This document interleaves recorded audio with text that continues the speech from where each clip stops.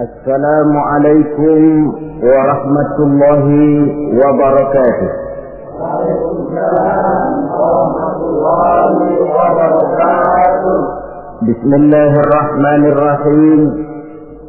الحمد لله رب العالمين، والصلاة والسلام على أشرف الأنبياء والمرسلين وعلى آله وأصحابه المجاهدين الطاهرين. Amma ba'du. Saudara-saudara kaum muslimin rahimakumullah. Pada pertemuan kali ini kita akan membicarakan sebuah hadis di mana baginda Nabi besar Muhammad sallallahu alaihi wasallam bersabda, "Qawamud dunya bi arba'ati asya."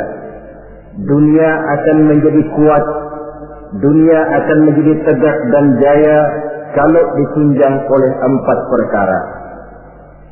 Jadi kalau desa yang kita diami ini ingin menjadi desa yang kuat, jikalau kota yang kita tinggali ini ingin menjadi kota yang kuat, bahkan jikalau negara yang kita cintai ini ingin menjadi negara yang kuat, maka di dalamnya harus ada 4 perkara, 4 pilar-pilar utama yang menunjang tegak dan jayanya suatu negara. Yang pertama, bi'ilmil ulama. Dunia akan menjadi tegak dan jaya kalau ditunjang oleh ilmunya para ulama. Diakui atau tidak, kita berhutang jasa kepada para ulama. Kita belum pernah bertemu dengan baginda Rasul, belum pula mendengar beliau membacakan wahyu. Kalau sekarang sedikit-sedikit kita kenal agama, mengerti halal dan haram, pandai memilah dan memilih antara yang hak dengan yang batil, tahu mana yang pantas dan mana pula yang tercela, kenal Allah adalah Tuhan kita, itu termasuk jasa dan perjuangannya para ulama yang dengan penuh ketekunan dan keikhlasan dari surau ke surau, dari masjid ke masjid, dari desa yang satu ke desa yang lain, daerah-daerah terpencil, naik bukit turun lembah, kehujanan dan kepanasan, tidak digaji, tidak pula mendapat beras, ikhlas karena panggilan jiwa, seluruhnya tidak lain karena tanggung jawab kepada umat. Maka ulama adalah penerus risalah. Lebih dari sekedar penerus risalah, ulama adalah pewaris para nabi. Bersabda Rasulullah sallallahu alaihi wasallam, "Al-ulama'u masabihul ardi wa khulafa'ul anbiya'i wa warasatul anbiya'." Riwayat Ibnu Adi dari Imam Ali karramallahu wajhah. Artinya, para ulama adalah lampu yang menerangi bumi ini. Para ulama adalah pengganti para nabi-nabi. Para ulama adalah warisanku, dan para ulama adalah warisan para nabi-nabi. Saudara-saudara muslimin rahimakumullah, alangkah tingginya martabat ini, alangkah luhur dan mulianya jabatan ini. Para ulama adalah pewaris para nabi. Tetapi jabatan yang tinggi, mulia dan luhur ini bukanlah satu jabatan yang tanpa resiko. Karena kalau ulama adalah pewaris para nabi, kita tahu dari sejarah kehidupan para nabi-nabi terdahulu, tidak ada seorang nabi pun yang perjalanannya dalam mengembangkan risalah lurus dan bertabur bunga di kanan kirinya. Mereka menghadapi berbagai macam rintangan, halangan, fitnahan dan sebagainya dalam rangka menegakkan risalah. Maka kalau ulama adalah pewaris para nabi-nabi, mereka juga harus berani dan bisa mewarisi sifat yang dipunyai oleh para nabi-nabi terdahulu dalam mengemban misi risalahnya. Kita tahu dari sejarah misalnya, Nabi Zakaria dibunuh oleh karena tidak mau menghalalkan perkara yang telah diharamkan oleh Allah Subhanahu wa taala ketika dipaksakan oleh rajanya. Nabi Ayub alaihi salam dikucilkan oleh umatnya karena dianggap mengidap penyakit menular. Nabi Yusuf alaihi salam 9 tahun mendekam di dalam penjara karena tidak mau mengikuti bujuk rayu istri seorang pejabat tinggi. Nabi Ibrahim alaihi salam dibakar di tengah kobaran api yang menggunung karena tegak melaksanakan tugas risalahnya. Dan masih banyak lagi kisah-kisah para nabi yang lain yang merupakan cerminan betapa berat tugas mengemban risalah ini. Kalau para ulama adalah ahli waris Nabi, mereka harus berani korban nyawa seperti halnya Nabi Zakaria. Mereka harus siap dikucilkan oleh umatnya seperti halnya Nabi Ayub. Mereka harus siap mendekam dalam penjara seperti Nabi Yusuf. Dan kalau perlu, mereka harus siap dibakar untuk tegaknya suatu risalah seperti halnya Nabi Allah Ibrahim alaihi salam. Jangan cuma sekedar bangga dengan gelar pewaris para nabi, tetapi akhlak dan perjuangan, tuntunan dan perbuatan malah bertentangan dengan apa yang dicontohkan oleh para nabi. Ini namanya ahli waris gadungan. Atau cuma sekedar ngaku saja sebagai ahli waris, tetapi sama sekali tidak menjaga apa yang telah diwariskan oleh para anbiya tadi. Saudara-saudara kaum muslimin rahimakumullah, pindah dari contoh dari kehidupan para nabi, kita bisa juga mengambil contoh dari kehidupan para ulama-ulama terdahulu. Beberapa yang bisa kita angkat ke permukaan, misalnya sejarah kehidupan dari ulama yang saleh dan zuhud, Sa'id bin Zubair. Ketika ia ditangkap oleh Hajjaj bin Yusuf yang menjadi gubernur di Irak ketika itu, Sa'id bin Zubair ini dituduh sebagai orang yang anti kepada dinasti Umayyah. Maka dia pun disidang oleh Raja Gubernur Hajjaj bin Yusuf ini.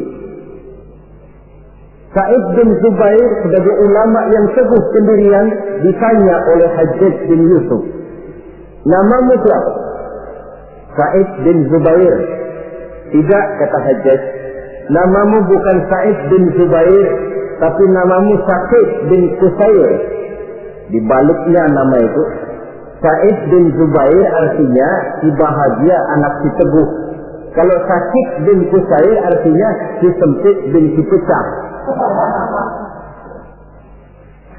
Kata Hajjaj bin Yusuf, celaka benar orang tuamu yang telah memberikan nama seperti itu kepadamu. Yang menentukan celaka dan bahagia seseorang itu cuma Allah, kata Sa'id bin Zubair. Diam kamu, kata Hajjaj bin Yusuf. Nanti saya lemparkan kamu ke neraka. Kalau memang kamu yang punya neraka, sudah sejak lama engkau saya jadikan Tuhan, kata Sa'id bin Zubair. Menurut pendapatmu, Imam Ali di surga atau neraka? Kata Hajjaj bin Yusuf, cuma Allah yang menentukan seseorang di surga atau neraka, jawab Sa'id bin Zubair. Menurut pendapatmu, khalifah yang 4 itu mana yang paling baik? Semuanya baik. Saya menghormati orang-orang saleh yang benar-benar bertakwa kepada Allah Subhanahu wa ta'ala. Merasa dengan cara kasar, Hajjaj bin Yusuf tidak sanggup mengubah prinsip dan pendirian Sa'id bin Zubair, dirubahnya dengan cara yang halus. Ditawarkannya lah emas, intan dan berlian untuk Sa'id bin Zubair. Apa jawaban Sa'id? Hai Hajjaj bin Yusuf, apakah harta benda yang engkau berikan kepada saya, emas, intan, berlian yang banyak ini, akan bisa menolak kesengsaraan akhirat? Apa artinya gelimangan materi ini kalau saya harus masuk ke dalam neraka? Kata Hajjaj, tidakkah kau mau minta ampun kepada saya? Lebih baik saya mohon ampun kepada Allah.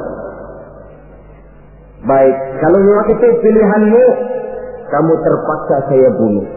Dibunuh pun keyakinannya tidak bergoyah. Ini contoh dari generasi terdahulu, seorang ulama yang saleh dan zuhud bernama Sa'id bin Zubair. Demikian juga Imam Malik, seorang imam mazhab, pada suatu saat beliau memberikan fatwa bahwa tolak dari seorang suami terhadap istrinya dalam keadaan dipaksa, maka tolaknya itu tidak sah. Begitu juga sumpahnya orang yang terpaksa, sumpahnya pun tidak sah. Yang jadi gubernur di kota Madinah pada waktu itu ialah Ja'far bin Sulaiman Al-Hashimi. Dia tidak senang kepada fatwa ini. Dimintanya Imam Malik untuk mencabut kembali fatwanya. Namun dengan tenang Imam Malik menjawab, saya tidak akan pernah mencabut fatwa yang saya yakin berdasarkan kepada Quran dan Sunnah ini. Apapun resiko yang saya hadapi, saya siap. Malah fatwa itu beliau sebarluaskan, akibatnya Imam Malik ditangkap. Kemudian dihukum berat, dicambuk 70 kali. Sampai pun dikala hendak ajal, bekas cambukan itu masih nampak di punggung beliau yang mulia ini. Saudara-saudara, ketika hal ini diadukan oleh khalifah kepada khalifah, yaitu Abu Mansur, maka Imam Malik dipanggil oleh beliau. Apakah kau ingin membalas perlakuan gubernur Madinah yang sewenang-wenang kepadamu? Jawab Imam Malik, saya tidak akan membalas. Begitu akhlak dari ulama yang teguh pendirian. Demikian juga Imam Ahmad bin Hanbal, yang karena teguh mempertahankan fatwa, prinsip dan pendiriannya, beliau mendekam dalam penjara bahkan sampai melampaui 3 masa kekhalifahan, sejak Al-Ma'mun, Al-Mu'tasim sampai Khalifah Al-Wasir. Ada satu contoh lagi, Imam Nawawi rahimahullah. Beliau tinggal di negeri Syam yang diperintah oleh Raja Zahir Baibars.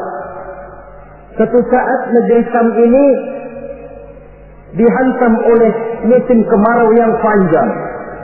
Rakyat kelaparan, binatang ternak kelaparan, ditambah lagi oleh ancaman dari orang-orang barbar yang sangat mengancam keamanan negara pada waktu itu. Maka satu hari khalifah atau pemimpin Zahir Baibars ini mengumpulkan para ulama untuk meminta persetujuan mereka. Maksud raja ingin mengambil dana dari seluruh rakyat negeri Syam untuk biaya perang mempertahankan negara dari kemungkinan serangan kaum barbar. Sebagian besar para ulama pada waktu itu tertunduk, hanya bisa menyetujui apa yang dikomandokan oleh rajanya ini. Lain dengan Imam Nawawi rahimahullah. Beliau dengan tenang menjawab, Tuan Raja, saya bukan tidak setuju untuk mengambil pajak biaya dari rakyat untuk membiayai perang. Tetapi saya melihat rakyat kita ini sekarang sedang susah dan sengsara. Musim kemarau panjang, binatang ternak mati, rakyat kita sudah cukup susah. Menurut pendapat saya, kata Imam Nawawi, lebih baik tuan-tuan sajalah yang mengeluarkan biaya. Tuan dulu adalah budak dan belum memerdekakan diri tuan.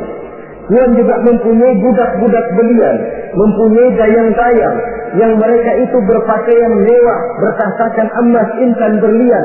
Daripada rakyat kecil yang kita peras, Tuan Raja, lebih baik anggota kerajaan saja yang sudah cukup menikmati kekayaan. Rakyat yang sudah kadung sengsara, jangan ditambah lagi kesengsaraannya. Raja tentu melotot. Kata raja, Tuan Imam, tidak pantas Tuan bicara macam itu di majlis ini. Kalau Tuan anggap saya tidak pantas bicara semacam itu, ketahuilah, lebih tidak pantas lagi saya ikut memberikan fatwa untuk memerah rakyat yang memang sudah miskin. Kalau begitu keluar saja kamu dari sini. Baik, keluar Imam Nawawi dari kota Damaskus, pulang kembali ke desa beliau, satu desa kecil bernama Nawa, sehingga beliau disebut Nawawi karena kelahiran kota Nawa itu.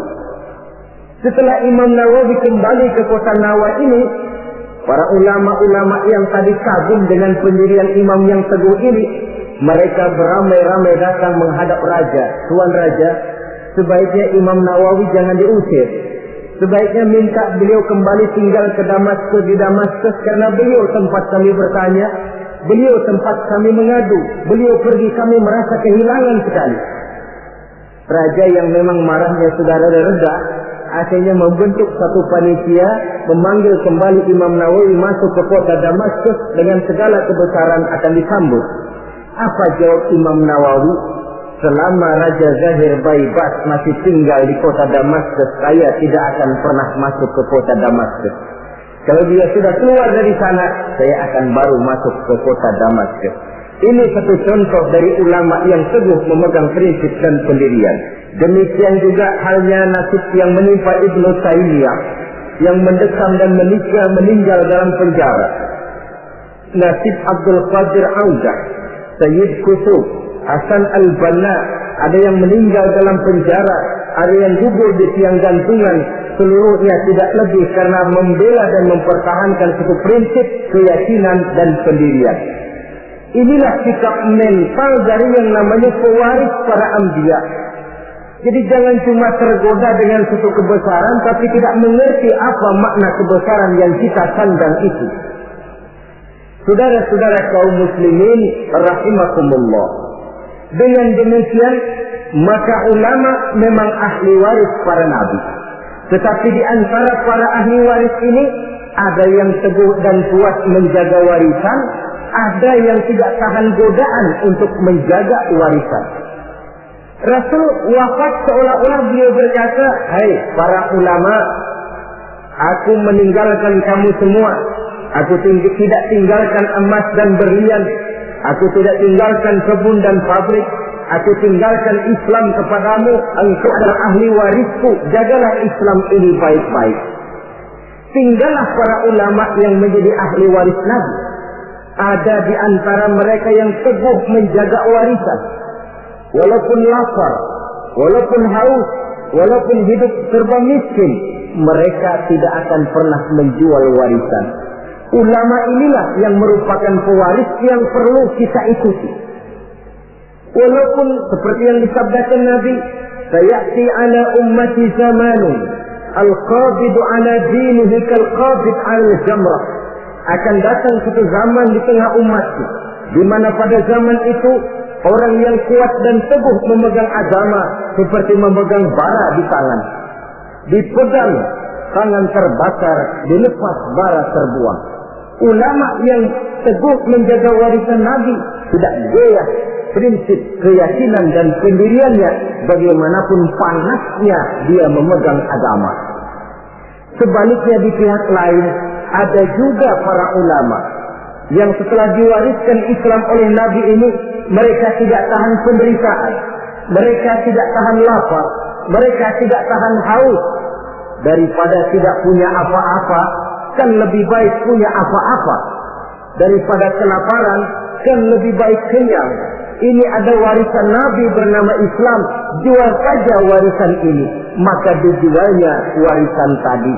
Turunlah dia dari pewaris Nabi menjadi bekas pewaris dari para nabi-nabi. Saudara-saudara kaum muslimin, ini termasuk dalam hadis yang diriwayatkan oleh Imam Hakim dari Anas, bersabda Rasulullah sallallahu alaihi wasallam, "Wailun li ummati min ulama'i su'i yattakhiduna hadzal ilma tijaratan yadha min umara'i zamanihim rabhan li anfusihim la arbahallahu tijaratahum." Celakalah umatku akibat tingkah laku ulama-ulama yang jahat. Kenapa? Karena ulama merupakan panutan.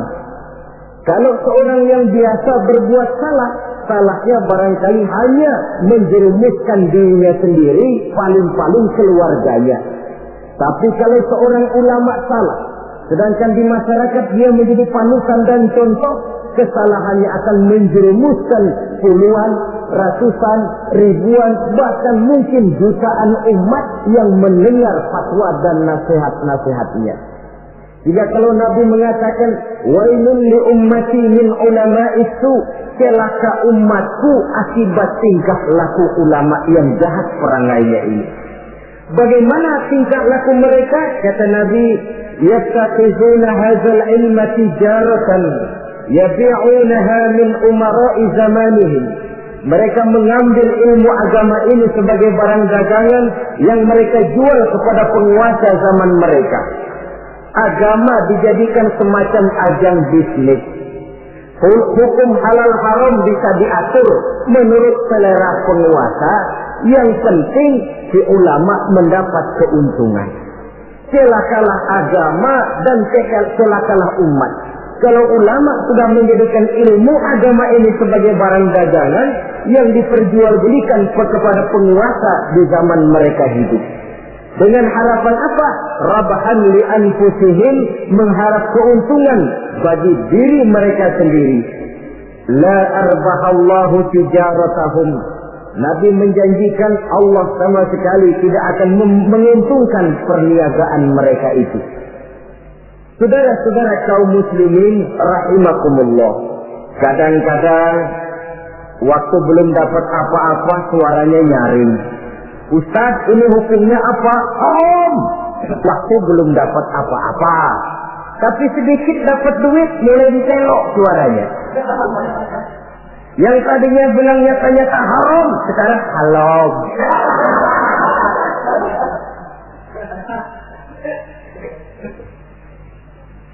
Karena itu dalam Islam, kita ini bukan diperintah untuk berkata keras, tetapi diperintah untuk berkata benar. Qaulan sadida ay qaulan haqqa. Apa bedanya keras dengan benar? Keras belum tentu benar. Tapi untuk menyampaikan kebenaran, kadang-kadang memang perlu sedikit keras. Pak Ustaz, ini hukumnya apa? Haram. Alah, sudahlah. 1 juta. Haram dikit dah. Haram dikit. Kalau 2 juta dikasih, bisa jadi halal itu. Itu keras tapi tidak benar. Yang dimaksud ucapan yang benar, ini hukumnya apa Pak? Haram. Bagaimana kalau 1 juta? 2 juta juga haram. Sekali haram, selamanya tetap haram. Itu ucapan yang benar, bukan cuma sekedar keras tapi macam kerupuk. Sedikit kehujanan sudah kerepek-kerepek enggak keluar. Saudara-saudara kaum muslimin rahimakumullah.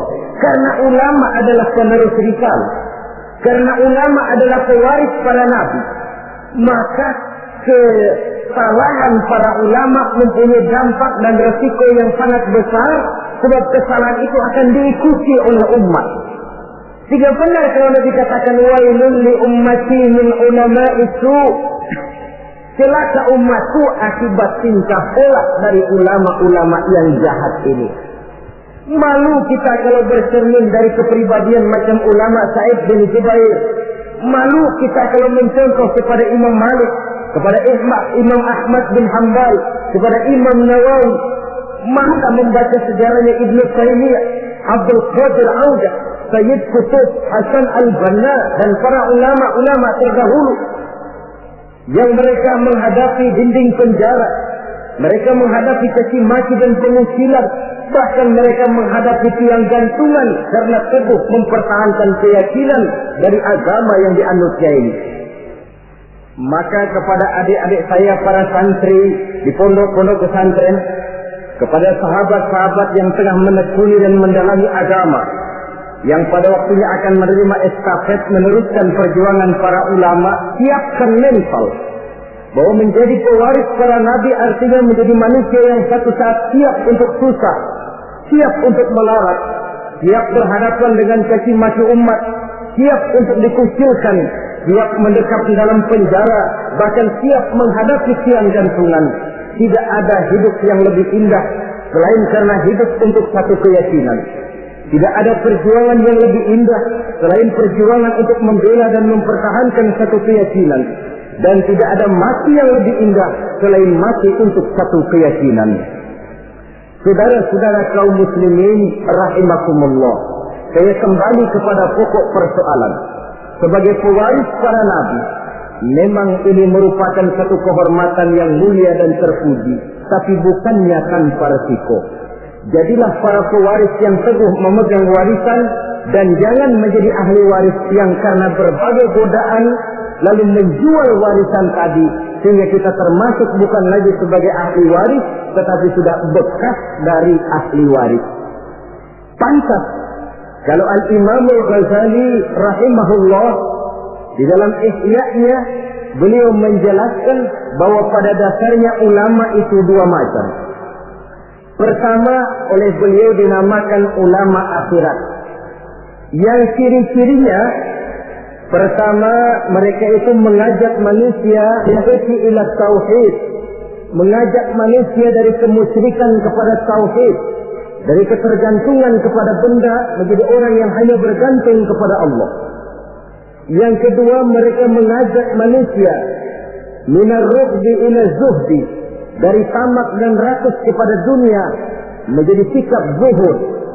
Yang ketiga, mereka mengajak manusia minar riya ila ikhlas, dari penyakit riya kepada sifat terpuji yang bernama ikhlas.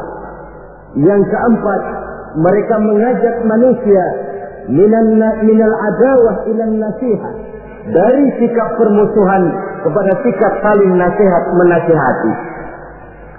Adapun yang kedua yang oleh beliau dinamakan ulama dunia dan dalam bahasa populernya dinamakan ulama usu atau ulama-ulama yang jahat, termasuk cirinya di antara mereka ulama yang suka memberikan fatwa yang sesat, atau kalau tidak sesat tapi membuat bingung umat. Hukum yang sudah jelas dibikin remeng-remeng, samar-samar sehingga umat lalu menjadi kebingungan. Atau ulama yang suka menyebarkan fitnah, jual muka, jilat sana, jilat sini untuk mendapatkan kedudukan. Kemudian juga termasuk penjilat dan bermoral rendah, selalu kasak kusuk mengejar kedudukan. Kalau perlu menggunting dalam lipatan, menjegal kawan seiring tidak jadi soal asal dia bisa naik ke atas. Karena itu, sungguh pun kita diperintahkan untuk mengikuti ulama. Marilah mengikuti ulama yang benar-benar teguh menjaga dan memelihara warisan dari para nabi ini.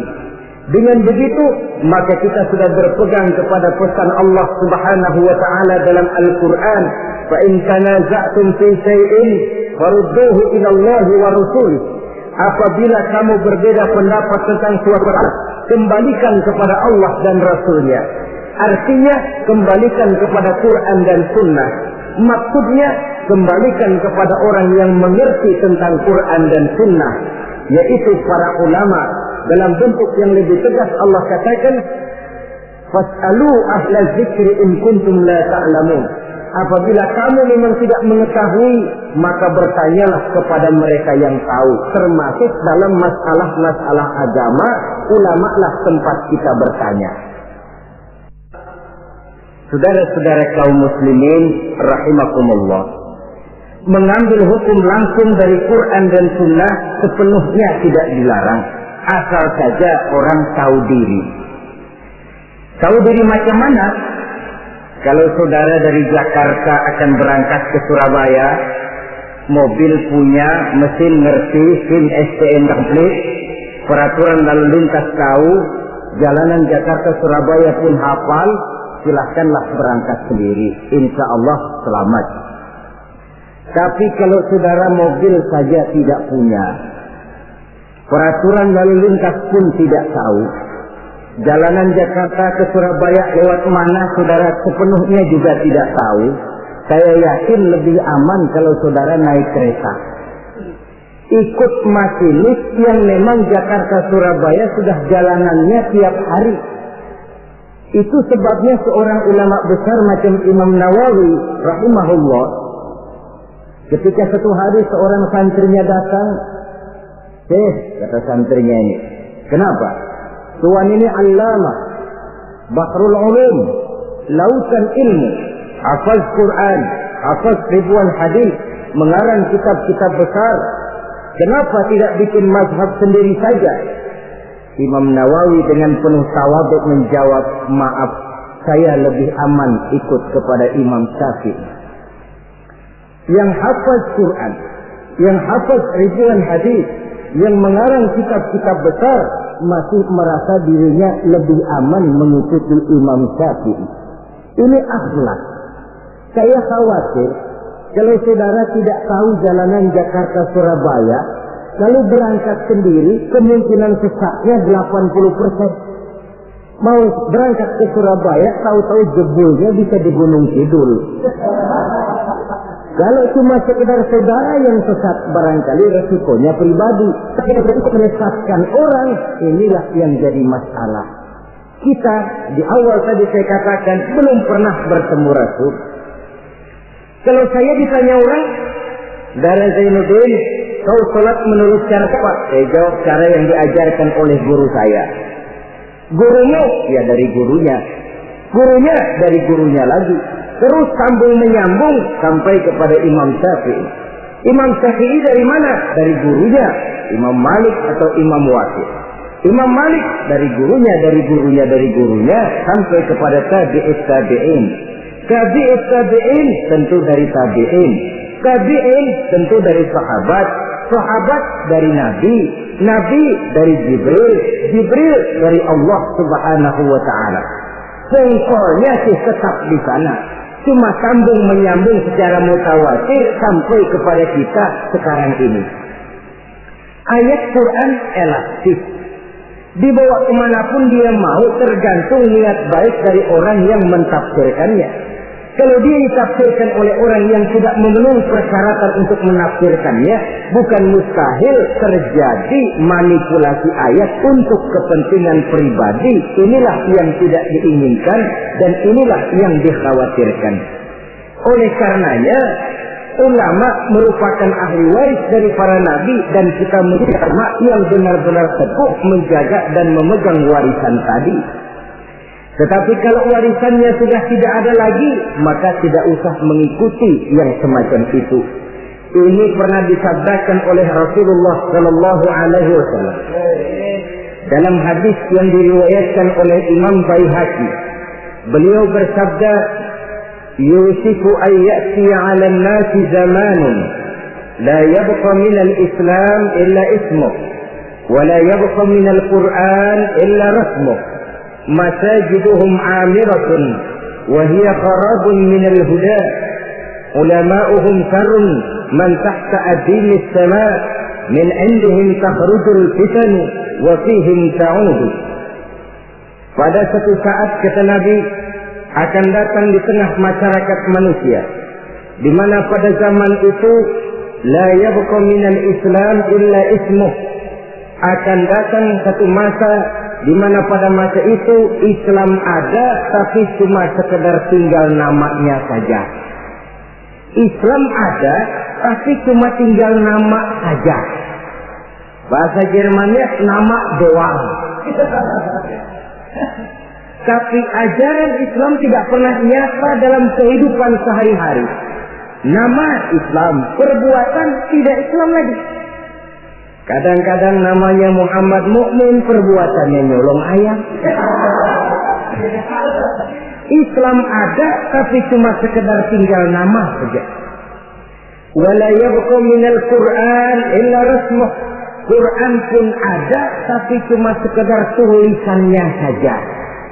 Ada Quran, tapi cuma tulisan. Paling banter di musabaqah kan? Ya masih lumayan lah. Tapi kan yang lebih penting sebenarnya adalah bagaimana mengusahakan musabaqah pengamalan ajaran Quran. Masajiduhum 'amiratun. Masjidnya megah, masjidnya mentereng, masjidnya mewah. Wa hiya qarabun minal huda, tapi kosong dari hidayah. Masjid tidak lebih seperti museum, besar, anggun, tapi sepi, tempat menyimpan benda-benda kuno. Itu nasib masjid di zaman itu, di mana Islam cuma tinggal nama, Quran cuma tinggal tulisan. Masjid besar, tapi ajaran Islam tidak terpancar dari sana. Masjid yang besar nasibnya bak museum saja. Tidak lagi berfungsi seperti masjid di zaman Rasul. Di zaman baginda Rasul, di masjid beliau mengajar umat, di masjid beliau bermusyawarah, Di masjid beliau mengatur negara. Di masjid beliau mengatur strategi perang. Masjid merupakan pusat kegiatan umat. Suatu zaman nanti kata Nabi akan datang di mana masjid ada, besar, megah, dibangun dengan biaya besar, tapi kosong dari hidayah, tidak ada lagi nur ilahi yang terpancar di dalamnya. Na'udzubillah. Di zaman itu ulama'uhum syarrun man tahta adimis sama. Ulama-ulama mereka adalah yang terjahat yang ada di bawah kolong langit ini. Min indihim takhrujul fitan wa fihim ta'ud. Dari mulut mereka keluar fitnah dan akibatnya kepada mereka juga fitnah itu kembali. Inilah satu zaman yang kita khawatir dan kita berlindung kepada Allah jangan menemui masa semacam itu. Saudara, orang-orang yang anti-Islam sekarang ini, mereka tidak mungkin menghantam Islam dengan mengirim satuan militer. Kita dengan strategi sekali. Caranya bagaimana? Pertama, pisahkan umat dari ulamanya. Kalau itu berhasil, tanamkan keraguan kepada sunnah. Kalau itu pun sukses, mereka masuk kepada tujuan yang paling inti, tanamkan keraguan kepada Quran. Disadari atau tidak, diakui atau tidak, tiga sistematik ini secara bertahap mulai diterapkan orang di tengah kehidupan kita. Mau hancurkan Islam, pertama, pisahkan umat dari ulama. Kalau umat sudah berpisah dari ulama, sama saja istilah yang banyak disampaikan orang, macan sudah dipisah dari hutan. Padahal ulama dengan umat persis hutan dengan macan. Macan tidak bisa pisah dengan hutan, hutan pun tidak bisa ditinggalkan macan. Kenapa? Saudara lihat saja, kalau hutan sudah ditinggalkan oleh macan, maka biasanya hutan yang tidak ada macannya tidak jadi hutan yang serem, disembarangi orang. Datang petani nebang pohon seenaknya. Kenapa kok berani? Hutannya nggak ada macannya. Datang kambing buang najis seenaknya. Kok berani?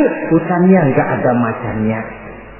Datang badak nyeruduk seenaknya. Kok berani? Hutan tidak ada macannya. Maka satu desa, satu kampung, satu kota, kalau tidak ada ulamanya, biasanya disembarangi orang. Apa saja mudah masuk ke desa, ke kota, ke kampung yang tidak ada ulama dan tidak ada pengajian di sana.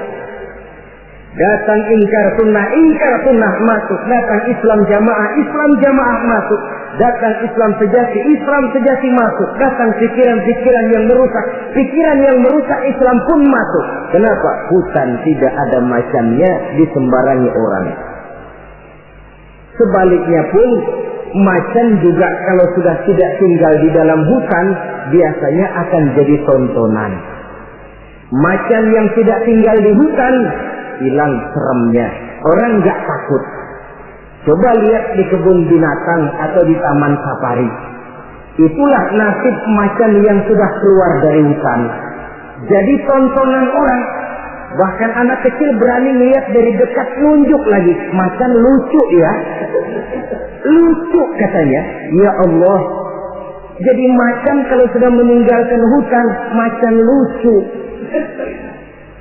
Ini ulama, kiai kalau sudah meninggalkan jamaahnya, meninggalkan pesantren, meninggalkan masjid, meninggalkan umat, kiai lucu. Maka macan harus jaga hutan. Tapi hutan pun harus tahu apa kebutuhan macan. Jangan cuma macan saja disuruh jaga hutan, tapi hutannya pelit, tidak mau memberi makan kepada macan, loyo macannya. Kita cuma mengharap ulama berjuang habis-habisan. Tapi kita sebagai umat ini kadang-kadang cuma memerlukan ulama di waktu dia sehat. Sakitnya kita tidak mau tahu. Kita memerlukan ulama dikala dia segar, penderitaannya kita tutup mata. Bahkan lebih celaka, maaf loh ya, kita lebih menghargai burung beo daripada kiai. Contoh kecil, burung beo bisa ngomong dikit saja. Assalamualaikum, Assalamualaikum, 1 juta dibeli orang. Betul kan? Ngomong pun tidak pakai sedikit. Assalamualaikum, 1 juta dibayar. Kalau kiai yang ngomong Assalamualaikumnya pakai, bahasa Arabnya pakai, baca kitab sehalaman. Allahu Akbar. Kita yang harus menjaga ulama. Jangan ulama dianggap seperti gerakan kayu. Kalau mau dipakai nggak ketemu, sedapur dicariin, ngomel. Gila ini gerakan kemana sih? Tapi sudah ketemu gerakan, dipakai, nyala rokoknya, gerakan dilempar begitu saja. Harus kayak gerakan gas dong. Habis pakai simpen yang rapi, bensinnya gasnya habis diisiin. Kita yang berkewajiban menjaga ulama. Ulama tidak minta dihargai, kewajiban kita menghargai ulama. Ulama tidak minta dihormati, tugas kita menghormati ulama. Saudara-saudara kaum muslimin rahimakumullah. Jadi tahap pertama, pisahkan umat dari ulama.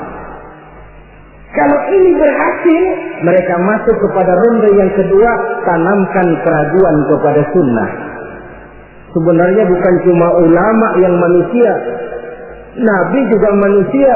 Sebagai manusia kan beliau bisa saja salah, dan ternyata hadis banyak yang palsu. Yang otentik cuma Quran, selebihnya adalah sejarah. Karena itu Quran saja, sunnah tidak ada. Dan ingkar sunnah ini bukan soal baru. Di akhir Khawarij, masa Khawarij sudah ada orang-orang yang ingkar sunnah.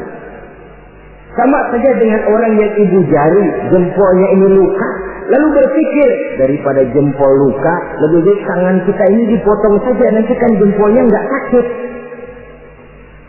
Memang jempolnya nggak sakit, kenapa? Sebab nggak punya tangan.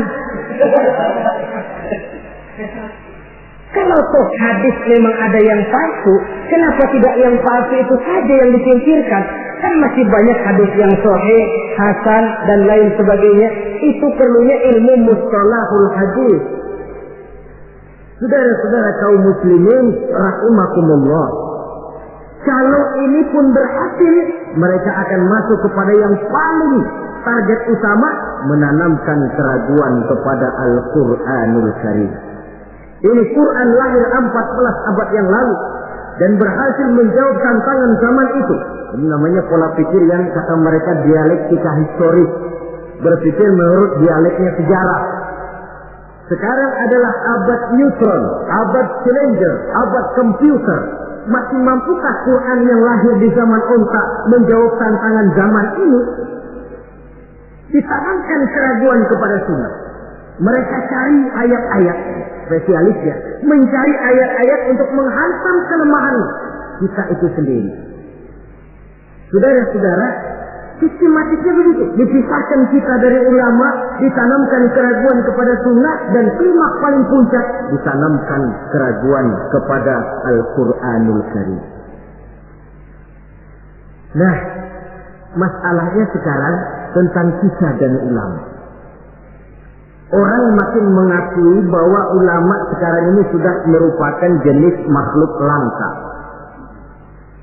Bahkan barangkali sudah harus dilindungi dari kepunahan. Kenapa ulama makin langka? Pertama, ulama ini, orang jadi ulama itu bukan dapat SK dari pemerintah atau aparat-aparatnya, tidak. Ulama itu lahir karena legitimasi umat, pengakuan umat. Ilmunya diakui, akhlak, ibadah, dan perjuangannya jadi panutan, umat lalu memberikan gelar kiai, ulama. Oleh karena itu dia dikatakan pemimpin non formal. SK-nya di tangan umat, maka tidak kenal pensiun. Apa pernah saudara dengar ada pensiunan kiai? Loh Pak, dia itu dulunya kiai besar, sekarang sudah pensiun. Kalau yang pejabat mantan itu banyak, mantan camat, mantan gubernur, mantan menteri, tapi mantan ulama, na'udzubillah. Sebab kalau sudah soal mantan, soal bekas, mending bekas maling loh daripada bekas kiai. Sebab apa? Bekas maling ada harapan jadi ustaz. Tapi bekas kiai, jangan-jangan maling itu. SK-nya di tangan umat. Karena itu akar seorang ulama, akar seorang kiai ke bawah, bukan ke atas. Kalau kerjanya cuma menjilat ke atas, ke bawah dilupakan, satu-satu dia tidak akan terpakai. Yang celaka, di atas tidak bergantung, ke bawah tidak berakar. Loyalitas seorang ulama, titik berat perjuangan ulama, ke umat, bukan ke atas. Kalau ke atas targetnya, dia bisa pensiun. Kalau pensiun datang, sedangkan umat sudah kadang mencorengnya, itu namanya ke atas tidak bergantung, ke bawah tidak berakar. Jadilah si ulama eceng gondok. Tahu eceng gondok? Tanaman yang tidak, ya walaupun ada akarnya tapi nyambang. Kemana dia mengalir? Kemana dia bergerak? Ya kemana air mengalir. Air ngalor, air ngidul. Tidak punya satu prinsip yang teguh. Kemana air bergerak, ke sana dia pergi. Itulah sebabnya sulit sekali langkah ulama itu, karena seleksi umat, seleksi sosial ini ketat. Saudara hadirin yang saya hormati, jadi penyebab kelangkaan yang pertama karena ulama itu melalui seleksi sosial. Legitimasinya di tangan umat, SK-nya umat. Maka ulama saya katakan tadi tidak pernah kenal pensiun dan tidak terikat PGPN, peraturan gaji pegawai negeri. Ulama itu terikat oleh PGPT, peraturan gaji pegawai Tuhan. Jam kantornya 24 jam. Kapan umat perlukan, dia mesti berangkat. Di sisi lain, ulama memang seperti benda keramik. Makin tua, makin antik, makin dikejar orang, makin mahal harganya. Tuh, barang-barang keramik peninggalan dinasti Ming. Itu kan ratusan tahun yang lalu. Makin tua, makin dikejar dan diburu orang, makin mahal harganya. Saudara-saudara kaum muslimin rahimakumullah. Yang kedua memang kurangnya minat orang untuk belajar agama. Pendidikan agama di mata umat Islam anak tiri.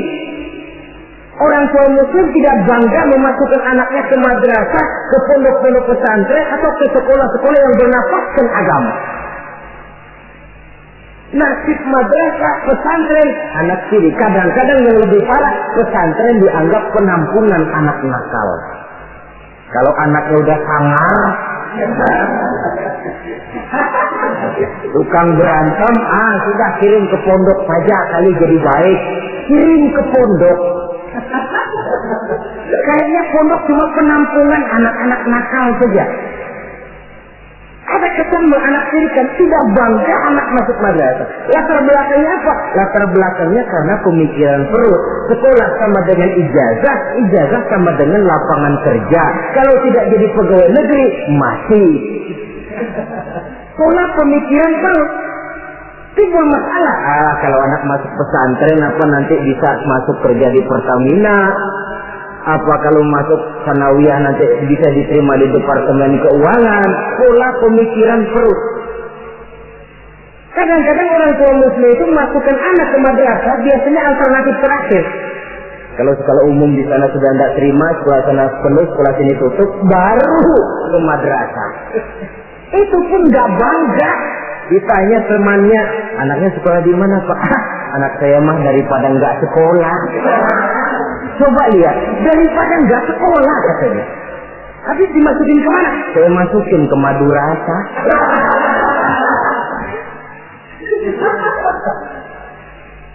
Padahal satu hadis Nabi pernah memberikan gambaran.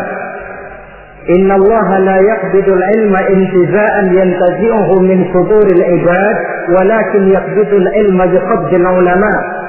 Allah Subhanahu wa ta'ala menarik ilmu pengetahuan tidak dengan mencabutnya dari hati seorang hamba, tapi Allah menarik ilmu pengetahuan dengan jalan mewafatkan ulama. Dan kenyataan mengajarkan kalau lurah mati, hari ini dia mati, besok naik gantinya. Camat meninggal, lusa dilantik gantinya. Jenderal wafat, tahun depan minggu depan naik gantinya. Tapi kalau sudah kiai wafat, ulama meninggal, 5, 10, 15, 20 tahun yang akan datang, belum tentu akan muncul gantinya. Saudara-saudara kaum muslimin rahimakumullah. Dua penyebab ini yang menyebabkan langkahnya ulama. Di antara yang langka itu pun lebih langka lagi yang teguh dan kuat memegang warisan. Oleh karenanya kita mempunyai pengharapan yang besar. Apalagi seorang ulama tidak mutlak harus muncul dari pondok pesantren. Mungkin saja dari perguruan tinggi umum yang diimbangi dengan mengaji, mendalami kitab-kitab agama dari ulama-ulama terkemuka, sehingga dia bisa memadukan antara kemampuan intelektualnya dengan bimbingan keagamaan, berpadu nur ilahi dengan kemajuan sains, menjadi teknokrat yang berjiwa agama dan berilmu agama. Saudara-saudara kaum muslimin rahimakumullah, sama saja saudara punya gelas satu lotin, 2 hari sekali pecah satu, lama-lama kan habis. Saudara tidak usah bingung kalau pabriknya mesti terus bikin gelas.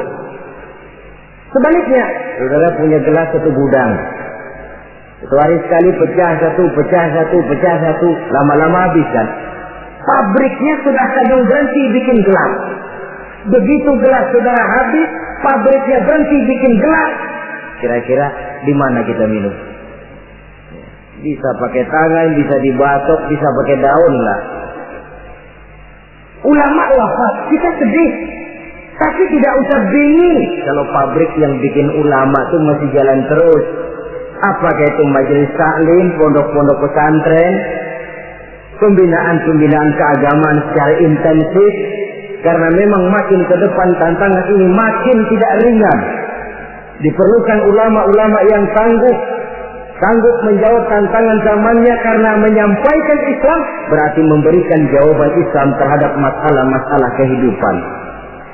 Saudara-saudara kaum muslimin rahimakumullah, sebuah riwayat ingin saya sampaikan menutup uraian yang singkat ini. Di zaman Bani Israel hiduplah 7 orang ulama yang masih muda-muda. 7 orang ulama yang masih muda ini mereka teguh dan kuat memegang agamanya, walaupun mereka tinggal di masa pemerintahan yang zalim dan memusuhi mereka. Mereka tidak goyah barang sedikit pun.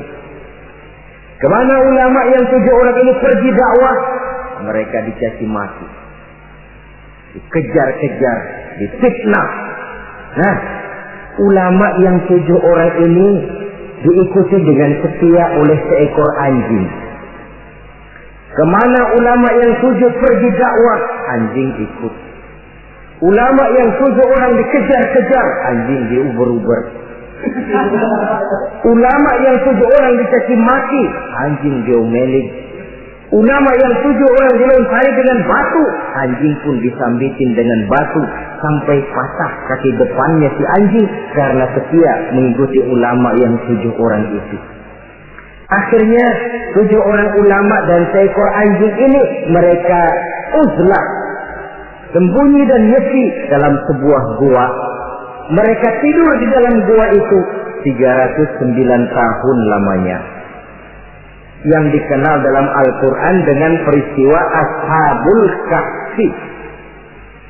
Ringkas cerita, nanti di akhirat, dikala setiap orang sibuk dengan urusannya masing-masing, sehingga sangat boleh jadi saudara tidak sempat memikirkan saudaranya, istri tidak sempat memikirkan suaminya, bapak tidak sempat memikirkan anaknya. Tiap orang sibuk dengan urusan masing-masing. Dalam suasana sibuk macam itu, tiba-tiba terdengar pengumuman dari bawah aras. Pengumumannya kalau bahasa kita begini. Pengumuman ditujukan kepada penduduk padang mahsyar, sebentar lagi 7 orang ulama akan masuk surga. Hadirin diminta supaya berdiri. Kagum penduduk mahsyar, Masya Allah siapa orangnya. Kita dihisab saja belum, ini sudah diperintahkan masuk surga tanpa dihisab. Diri mereka mau lihat. Rupanya 7 orang ulama itu. Seorang demi seorang, 1, 2, 3, 4, 5, 6, 7. Sudah 7 dikira selesai. Paling belakang anjing. Rucuk. Mau masuk ke surga. Sampai di pintu surga ditutup. Tetap. Mau kemana anjing? Ke surga, Pak. Enggak boleh. Pokoknya saya mau ke surga. Pokoknya enggak boleh. Kalau enggak boleh saya minta diadili, Pak. Apa sebabnya enggak boleh? Diadili? Iya, Pak. Baik. Dibuka pengadilan darurat. Karena memang di surga itu adil. Di dunia ini pengadilan banyak, keadilan susah. Saudara-saudara, diadili si anjing. Hasil pengadilan memutuskan anjing tidak berhak masuk surga. Naik banding. Anjing, kenapa kamu merasa berhak masuk surga? Saya, Pak, waktu di dunia setia mengikuti ulama yang 7 orang itu, Pak. Kemana mereka pergi dakwah saya ikut. Mereka dicaci maki, saya diomelin. Mereka dikejar-kejar. Ini kaki depan saya patah ngikutin dia tuh, Pak. Masa mereka enak-enakan ke surga, saya ditinggal di sini, saya menuntut keadilan. Akhirnya turun perintah Allah. Ridwan, adkhilhul jannah. Ridwan, masukkan si anjing ke dalam surga. Perintah dari Allah. Jadi di antara binatang yang masuk surga itu nanti, selain ontaknya Nabi Soleh, semutnya Nabi Sulaiman, hudhudnya Sulaiman, termasuk anjingnya Ashabul Kahfi. Logikanya, kalau anjing saja setia ikut ulama bisa sampai ke surga, dia masa iya manusia ikut ulama tidak masuk surga, protes. Asal ikutnya betul-betul ikut, yang diikuti betul-betul ulama. Kalau ikutnya ikut-ikutan, yang diikuti pun ulama-ulamaan, saya takut nanti dapat surga-surgaan. Saudara-saudara kaum muslimin rahimakumullah, itulah sebabnya di tengah keawaman kita ini yang pengetahuan yang serba terbatas, kita perlu mengikuti ulama yang benar-benar pewaris para anbiya. Inilah saja, insya Allah pada pertemuan berikutnya akan kita bicarakan pilar yang kedua. Terima kasih atas perhatian. Mohon maaf atas segala kekurangan. Wassalamualaikum warahmatullahi wabarakatuh. Waalaikumsalam.